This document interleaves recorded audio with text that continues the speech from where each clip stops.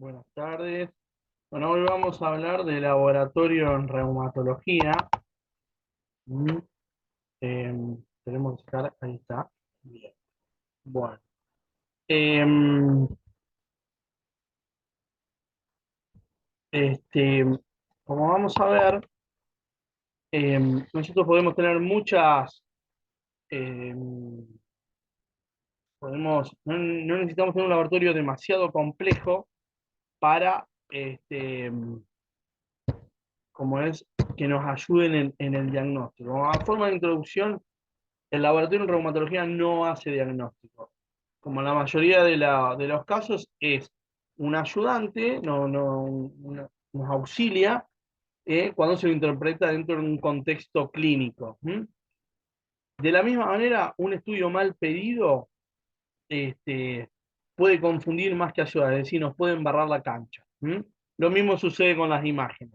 O sea que todo lo que nosotros solicitemos, como en toda medicina clínica, debe estar guiada por nuestra sospecha diagnóstica. Entonces, el laboratorio en reumatología debe estar basado en ciertos parámetros que y cuándo pedir deben estar condicionados por el diagnóstico presuntivo, por la impresión clínica que surge del interrogatorio y el examen físico. ¿Mm? Una prueba de laboratorio en reumatología raramente hace diagnóstico y no hay que pedir estudios sin sustento o por las dudas porque después en muchas veces no sabemos cómo interpretar los resultados. Ya esto por ahí lo van a ver más adelante, no existe el reumatograma o colagenograma. ¿Eh? El reumatograma o colagenograma son un montón de, digamos, de análisis de laboratorio, anticuerpos, que nos ayudan en el diagnóstico de un montón de patologías reumatológicas. Por lo tanto, no existe que alguien le haya pedido un reumatograma o un colagenograma. ¿Mm? Eh, Como vemos acá, este pedido, pedir, solicitar un colagenograma, solamente muestra la relativa confusión de quien los pide. En la mayoría de las enfermedades reumáticas no se conoce la causa, por eso los exámenes de laboratorio tienen que ser utilizados con cautela, y las pruebas que nosotros realizamos, sobre todo de anticuerpos, tenemos falsos positivos y negativos. ¿Mm? La mayoría de las pruebas no hacen, no, ni descartan diagnósticos, son auxiliares. Entonces, acá podemos ver en esta imagen que cuanto más alto el punto de corte, esto a nosotros nos incrementa la especificidad, pero nos baja la sensibilidad. ¿Eh? Por lo cual, digamos, al aumentar la especificidad, hay menos falsos negativos, falsos positivos, pero hay más falsos negativos. O sea, cuanto más específico un laboratorio, este, menos falsos positivos, pero más falsos negativos. Es decir, va a haber gente con la enfermedad que va a quedar afuera. ¿Mm? Nosotros podemos tener conclusiones o sospechar patología reumatológica. Como ustedes saben, muchas de estas enfermedades son sistémicas, solamente con análisis común. El hemograma nos sirve para evaluar enfermedades inflamatorias. A nivel de la serie roja, lo más común es la anemia crónica, normocítica, normocrómica, que también nos sirve para evaluar actividad, sobre todo en artritis reumatoidea, pero la podemos ver también en lupus y en polimialgia reumática, en espondiloartropatía, en la mayoría de las enfermedades sistémicas. La anemia puede ser mixta también, esto está dado por la utilización de antiinflamatorios o corticoides, lo que nos puede dar gastritis, por lo tanto, tener una anemia ferropénica. Em, la anemia por depresión medular, esto lo podemos ver sobre todo por la utilización de algunas drogas que nosotros usamos, como el metotrexato, la sulfasalazina. La anemia hemolítica autoinmune en el lupus, si bien es característica, es infrecuente. La anemia más común en el lupus es la anemia de enfermedades crónicas.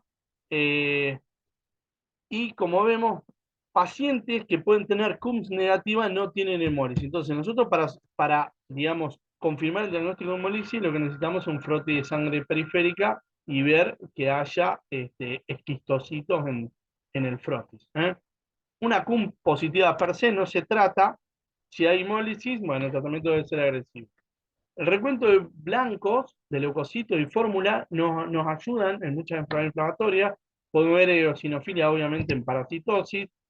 Se puede ver en artritis reumatoidea y hay vasculitis eosinofílica, ¿eh? Como puede ser el síndrome de Church-Strauss.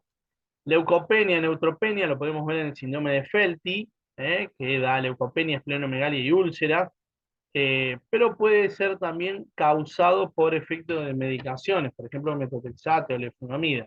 Leucopenia y linfopenia lo vemos en el lupus, eso nos habla de actividad. La leucocitosis eh, puede sugerir infección, en realidad siempre hay que descartar primero la infección, sobre todo en pacientes lúpicos. La ponemos en artritis séptica y hay que recordar que también los corticoides pueden dar una leucocitosis leve. Las plaquetas, podemos ver trombocitosis como este, manifestación de actividad de la enfermedad, podemos ver plaquetopenia autoinmune como se ve en el lupus. El eritro a nosotros también nos sirve para evaluar actividad. Hay que recordar que el eritro es un análisis de laboratorio extremadamente inespecífico. Hay un montón de enfermedades que pueden dar elevación del eritro, pero es un laboratorio simple de realizar y que está disponible en la mayoría de los lugares. La PCR hay que solicitarla cuantificada. ¿Mm? También nos ayuda, sobre todo, si podemos pedir PCR cuantificada y eritro. Hay pacientes que tienen eritro normal y PCR elevada o al revés. Eh, bueno, por eso siempre hay que solicitarlo cuantificado. El ASTO, ¿eh? Nosotros no pedimos más ASTO. El ASTO sirve, digamos, eh, en el contexto de una sospecha de fiebre reumática, lo cual es extremadamente raro en adultos. Eh, lo esencial es que esto no hace diagnóstico de fiebre reumática. Eh, lo que refleja solamente es infección por estreptococo beta hemolítico y puede verse en muchas circunstancias. Por lo tanto, el ASTO es un laboratorio que prácticamente no se solicita, por lo menos en adultos, o no debería solicitar. La uricemia, sí, digamos, la uricemia per se, los niveles elevados de óxido úrico no hacen diagnóstico de gota, ¿eh? Y no justifica tratamiento. Se trata solamente si el paciente tiene clínica de gota o tiene litiasis renal por cálculos de urato. eh, pero bueno, en pacientes con niveles muy elevados de ácido úrico, por ejemplo, 12 miligramos de decilitro, en esos pacientes podría estar indicada el tratamiento, pero bueno, es muy raro que alguien con esos valores de ácido úrico no, no tenga, no haya tenido manifestaciones de gota o de litiasis renal. En jóvenes y mujeres premenopáusicas, excepto que haya antecedentes familiares, no hay que solicitarlo. Y la causa más común de hiperuricemia hoy por hoy suelen ser los diuréticos. Los autoanticuerpos, vamos a adentrarnos un poquito en lo que es autoanticuerpos, son inmunoglobulinas que reaccionan contra componentes normales del organismo y que pueden estar relacionados con la etiopatogenia de las enfermedades autoinmunes. Como vamos a ver, no todos los autoanticuerpos son patogénicos, en algunas ocasiones se considera que son solamente un epifenómeno de la autoinmunidad. Los anticuerpos antinucleares o FAM eh, son marcadores de enfermedad autoinmune, no son órgano ni especie específico y son muy sensibles, pero muy poco específicos. El FAN digamos, se hace a través de inmunofluorescencia indirecta. Las células que se usan son las células HEP2, en Argentina no usamos ELA. Son importantes los títulos, como vimos, a títulos más altos, mayor especificidad. Y en realidad los títulos por encima de 1 en 80, sobre todo, o 1 en 100, comienzan a tener relevancia clínica, pero como vamos a ver, incluso valores bastante más elevados que esto pueden verse en gente sana. Entonces, se une un antígeno con un anticuerpo primario, y se lo somete a un anticuerpo a un anticuerpo, que sería un anticuerpo secundario, que está marcado digamos, con una sustancia fluorófora. En caso de que reaccionen, eso es lo que nosotros vamos a ver en el laboratorio. ¿Eh? Acá es lo mismo, el suelo del paciente más sustrato antigénico, se unen, se somete a un anticuerpo marcado y en caso de haber reacción, nosotros podemos ver la fluorescencia en un microscopio de fluorescencia. Por inmunofluorescencia indirecta, vemos imágenes que pueden corresponder a la presencia de diferentes anticuerpos. El FAN es como el padre de los anticuerpos y de acuerdo a la imagen, nosotros vamos a sospechar que debajo de eso va a haber otros anticuerpos que deberemos solicitar, pero que generalmente se hacen por ELISA. ¿Mm? Las imágenes de fluorescencia no son específicas. El anticuerpo no indica actividad de la enfermedad, el FAN no indica actividad de la enfermedad, esto es importante este, destacarlo. Un test positivo no implica la presencia de patología, las células LE no se utilizan más y como todo la interpretación debe hacerse dentro del contexto clínico. Las imágenes o patrones, nosotros cuando pedimos un FAN debemos pedir FAN o anticuerpo antinuclear por HEP2, que es el sustrato antigénico, y que nos informen patrón y título. ¿Eh? Entonces, las imágenes o patrones que nos van, las más comunes son el patrón homogéneo, se observa generalmente cuando hay anticuerpos antihistonas o anti-DNA, el patrón moteado, cuando hay anticuerpos antinucleares, antígenos antinucleares extraíbles, como el anti-RO, el anti-SM, el anti-LA y el anti-URNP, eh, patrón nucleolar, cuando hay proteínas nucleolares, periférico, se ve con anti-DNA y antimembrana nuclear, y patrones centromérico y citoplasmático. Es decir, en el patrón citoplasmático, como es, el núcleo no se tiñe. ¿Eh? Así vemos el primero es un homogéneo, el núcleo está todo teñido. Después tenemos un moteado que se ve como una imagen en cielo estrellado. Tenemos el periférico y el nucleolar. Esos son los núcleos que están teñidos. En caso de que yo, esta célula, no viera lo verde del núcleo y viera verde alrededor de lo que está negro, que es el citoplasma, bueno, hay un par de anticuerpos como son y el RO y el LA que pueden dar tanto tinción nuclear como tinción citoplasmática.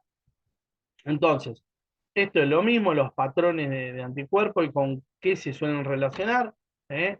Anti-DNA, lupus, homogéneo, AR y LES, sobre todo lupus, el moteado lupus, síndrome de Sjögren, eh, miopatías inflamatorias, esclerodermia, el anticentrómero, que eso se ve en la esclerodermia sistémica limitada o denominada antes CRES, y el patrón nuclear que lo podemos ver en lupus, pero sobre todo en esclerodermia sistémica difusa. Entonces, nosotros solicitamos FAN o ANA, puede ser negativo o positivo. En caso de ser positivo, las imágenes que podemos tener son periférico, homogéneo, moteado, centromérico y nucleolar. ¿Eh? Periférico, anti-DNA, que está relacionado con el lupus, lo mismo que el homogéneo. El moteado, ahora vamos a ver el centromérico en esclerodermia sistémica limitada, el nucleolar, sobre todo en esclerodermia sistémica difusa, y el moteado, los cuatro más, digamos, más comunes son el RNP, el SM, el anti-SM, el RO y el LA. El resto no es necesario que lo sepan. El anticuerpo anti-RNP lo podemos ver en lupus, enfermedad mixta del tejido conectivo, eh, infrecuentemente en esclerodermia o en AR.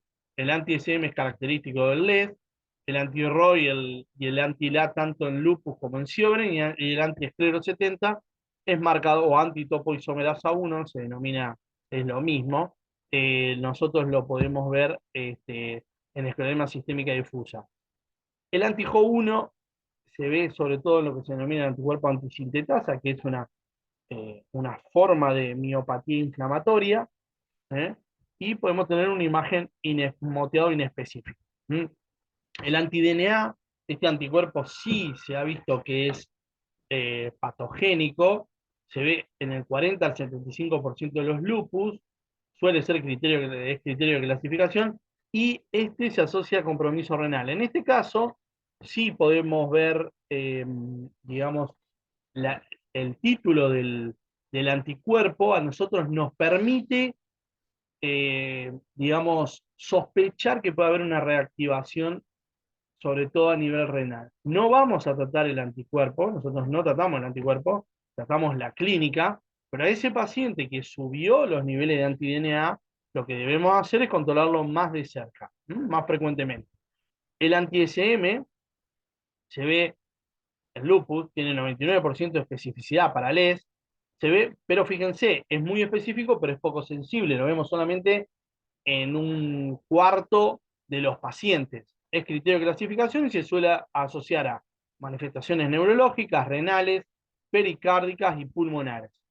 El anti-1-RNP también se puede ver en lupus, puede acompañar al anti-SM, o sea, nosotros podemos tener anti-1-RNP y anti-SM positivo, suele asociarse a fenómenos de Raynaud, linfodenopatía y miositis, y es un criterio de enfermedad mixta del tejido conectivo, en el cual tiene que estar en el 100% de los casos. La enfermedad mixta del tejido conectivo es una patología en la cual eh, hay manifestaciones de lupus, de esclerodermia y de miopatía. No es una superposición de dos enfermedades, es una entidad, digamos, en sí misma, en las cuales hay manifestaciones de otras tres enfermedades. ¿Mm?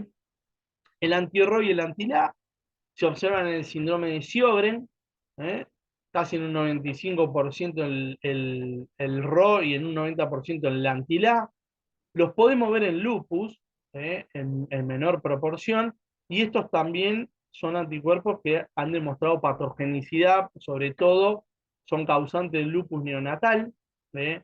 En lo cual la manifestación más severa es el bloqueo cardíaco congénito. Lo más común es que los bebés tengan fotosensibilidad, linfopenia. Esto, digamos, es porque atraviesan la barrera placentaria y dañan el sistema de conducción cardíaco. Por eso, todo paciente, digamos, mujer embarazada con una patología reumatológica, hay que solicitarle anti-RO y anti-LA porque hay que hacerle seguimiento con ecocardio Doppler fetal, para tratar de evitar que tengan el, el bloqueo en caso de tenerlo. Eh, y lo podemos ver sobre todo en lupus fan negativo o en Sjögren, como dijimos antes, el RO y el LA pueden ser fan negativos, o sea, anticuerpo antinuclear negativo, porque el núcleo no se tiñó, pero haber imagen citoplasmática. Entonces, en esos casos, nosotros nos informan anticuerpo antinuclear negativo. Si observa tinción citoplasmática, lo que tenemos que hacer es pedir anti-RO y anti-LA, que eso se hace por ELISA. Fíjense que un título de 1 en 320, que es un valor importante, interesante, nosotros lo podemos ver en 3% de la población sana. Por lo tanto, no hay que pedir FAN a cualquier paciente, porque si no, después, es como dijimos al principio, no sabemos qué hacer con ese resultado. Pasando a otro tipo de anticuerpos, los ANCA son anticuerpos, digamos, marcadores sobre todo de vasculitis, que es donde primero se describieron, pero ya vamos a ver que se puede ver en otras patologías. eh, Son anticuerpos anticitoplasma de neutrófilo, reaccionan con proteínas antigénicas de los glánulos citoplasmáticos de neutrófilos y monocitos humanos. Se observan por inmunofluorescencia indirecta y tenemos dos patrones. En realidad hay un tercer patrón que es el patrón X o A típico que no tiene, digamos, no tiene correlación patológica, pero podemos tener el C, que es el citoplasmático, y el P, periférico. Los ANCA también se han relacionado con patogenias, sobre todo de la enfermedad, por eso hay que controlar los títulos se elevan, nosotros tenemos que sospechar que el paciente puede tener una reactivación. El ANCA-C, eh, para que el ANCA-C es granulomatosis de Brenner, o granulomatosis con poliangiitis, como se denomina actualmente. Se puede ver en otras patologías, pero eso es extremadamente raro. Por lo tanto, ANCA-C, Wegener o angiitis, este, o, No, granulomatosis con poliangiitis. ¿Eh? ¿Estamos? Que es lo mismo. Se vincula a actividad clínica y severidad del Wegener y lo podemos ver cuando es generalizado, es decir, que hay compromiso tanto pulmonar como renal. El compromiso renal es los que a nosotros nos clasifica a un paciente como generalizado, compromiso generalizado, se ve en el 90%. Cuando es limitado, ya sea pulmón o vía aérea superior, se ve solo en el 30%, en el 60%, perdón, y en remisión es positivo en el 30%. ¿Mm? El ANCA-P son anticuerpos característicos pero inespecíficos de vasculitis y los podemos ver en otras patologías, artritis reumatoidea, lupus, pero también en enfermedades inflamatorias intestinales, hepatitis autoinmune. ¿Mm? Acá están los patrones, arriba eh, el ANCA-P se ve, digamos, dentro del grupo de vasculitis asociada a ANCA, que tenemos, como dijimos, la granulomatosis con poliangiitis, que es la granulomatosis de Wegener, después tenemos la poliangiitis microscópica y el síndrome de Churez-Strauss, poliangiitis con eosinofilia. ¿Mm? Eh, Acá están los tres patrones. ¿Eh? Fíjense, ANCA-C, específico para Wegener, y el ANCA-P lo podemos ver en Wegener, pero en menor proporción. Pero lo podemos ver sobre todo hablando desde el punto de vista extravasculítico, se puede ver en colitis ulcerosa y en colangitis esclerosante. El factor reumatoideo es un anticuerpo que antigamaglobulina, que reconoce la región constante de la IgG humana. Suele ser IgM, pero también podemos tener factor reumatoideo IgG, IgA o IgE. Son importantes los títulos y está vinculado a la patogenia de la R. Igualmente, el factor reumatoideo es un laboratorio muy inespecífico, que ya vamos a ver, se ve en un montón de enfermedades y se ve también en gente sana, pero bueno, se sigue utilizando. Fíjense, estas son las enfermedades asociadas a factor reumatoideo, tenemos enfermedad autoinmune, inmunológica y neoplásica, personas sanas, enfermedades crónicas. Fíjense, de nuevo, las enfermedades que pueden dar factor reumatoideo positivo, por ejemplo, el síndrome de Sjögren a veces tiene más porcentaje de positividad para factor reumatoideo que la misma artritis reumatoidea. ¿Estamos? ¿No? Pero lo podemos ver en lupus, en esclerodermia, y lo podemos ver en personas sanas, sobre todo en gente, digamos, se positiviza más con la edad. Entonces, en mayores de 70 años hay hasta un 25% de personas sanas que tienen factor reumatoideo positivo. Esto es importante saberlo. ¿Por qué? Porque nosotros, viene un paciente de, no sé, 60 años, que refiere que le duele la columna. ¿Por qué le voy a pedir factor reumatoideo? Si la artritis reumatoidea no afecta a la columna lumbar. Esto se ve todos los días. Entonces, ese paciente empieza a dar vuelta con miedo, con el temor de que tiene artritis o que tiene reuma, y en realidad tiene una lumbalgia que no tiene nada que ver y tiene un factor reumatoideo positivo, porque, digamos, se ve en un porcentaje importante de la gente sana. ¿Eh? Para subsanar esto, han llegado los anticuerpos anti-CCP, los anticitrulina, se detectan por ELISA y son muy específicos, tienen una especificidad del 98 con una sensibilidad del 70.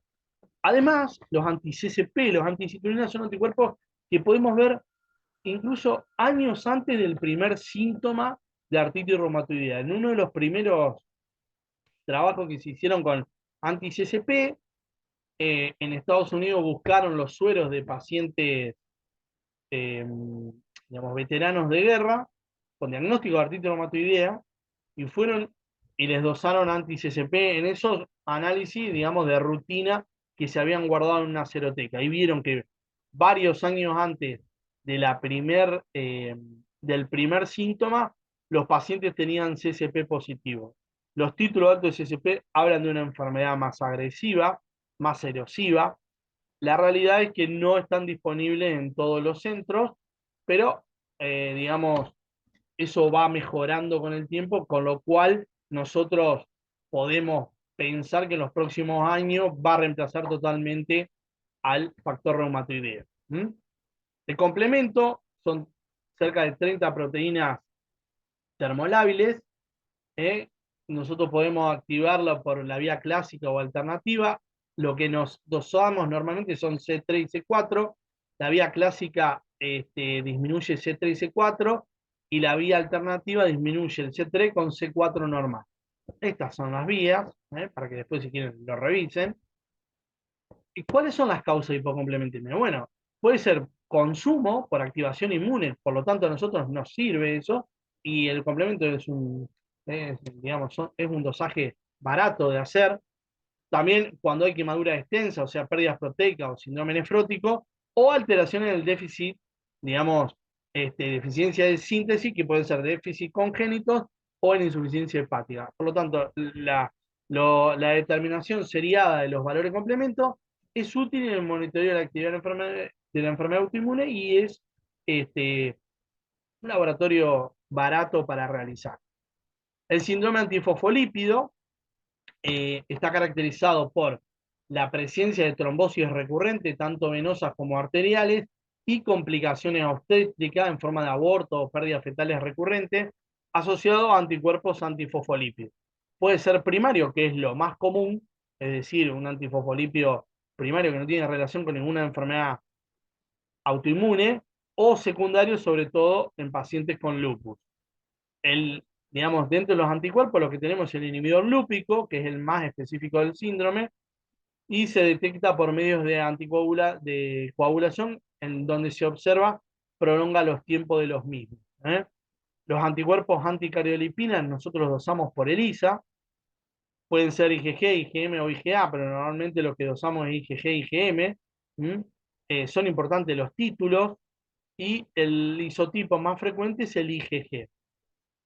Por último, las crioglobulinas son un grupo de inmunoglobulinas que tienen la característica de precipitar a bajas temperaturas, menos de 25 grados, y tenemos tres tipos. El tipo 1, que son monoclonales, y que se relacionan sobre todo con patología hematológica, linfoproliferativa, mieloma o macroglobulinemia de Waldenström.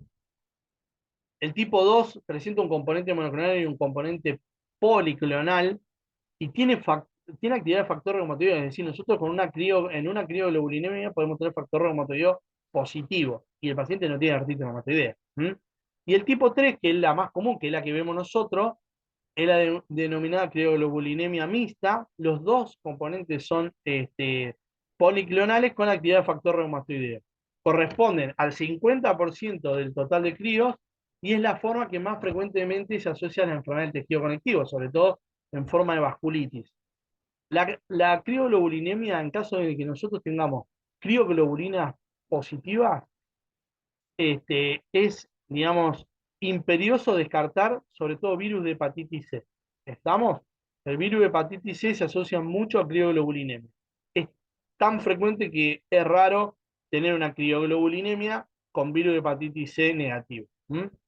Fíjense, a la izquierda de la pantalla tienen un suero normal, y a la derecha cómo queda eso luego de someterlo a la heladera.